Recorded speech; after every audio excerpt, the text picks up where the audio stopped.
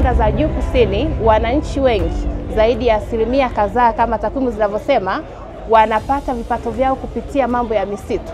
Kwa hiyo tunawafundisha kozi za muda mfupi kuanzia siku 5 mpaka miezi 3 kwa namna gani watafanya zile biashara kwa tija.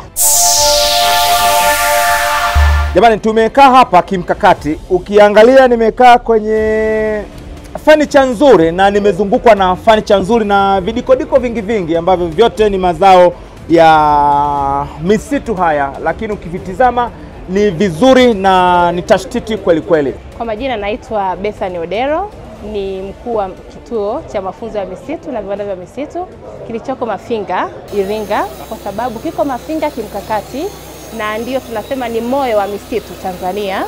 Kwa hiyo kufundisha wajasiriamali wadogo na wakati pamoja na wapandaji wa miti wadogo tunawaita TGAs katika kufanya ile biashara ya thamani ya mazao ya misitu kwa tija au kibiashara zaidi.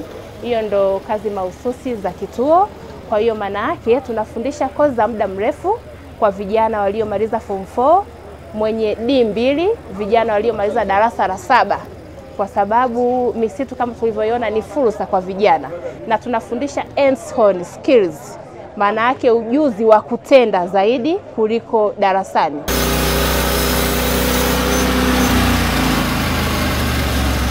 Pamoja na mambo mengine, misitu imetajwa kuwa uchumi, misitu ni fedha, misitu ni uhai, lakini kama hiyo haitoshi, misitu ni maisha. Huu ni mkaa unaotokana na mabaki. Iwe ni matawi, tumezoea tunayatupa ni uchafu. Iwe ni vumbi la mbao, tumezoea tunatupa ni uchafu. Tunaongezaje sasa thamani? Tunamfundisha huyu mwananchi wa kawaida, tunamfundisha kijana wa VETA, na akishapata huu ujuzi ambao mtaji wake ni mdogo sana, anaweza kujiajiri. Na huu mkaa unatumika majumbani, unatumika kwenye taasisi na umeshaongeza thamani, kwa hiyo maana yake inafungua fursa. Ngoja kwanza. Kwa hiyo kama vitumbua lakini ni mkaa. Sasa hii iko kwenye kundi gani? Ni ile nishati safi au ni ile nishati ya mkaa? Mbadala. Ni mbadala. Ni nishati mbadala. Lakini ni safi.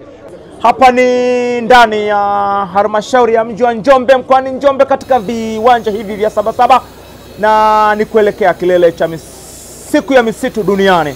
Na mimi mwenyewe naitwa Doto Kadoshi, mwandishi wa habari za hifadhi, utalii na mazingira, uwekezaji na biashara, na hii ni Kadoshi TV. Hii ni Kadoshi TV, always on time.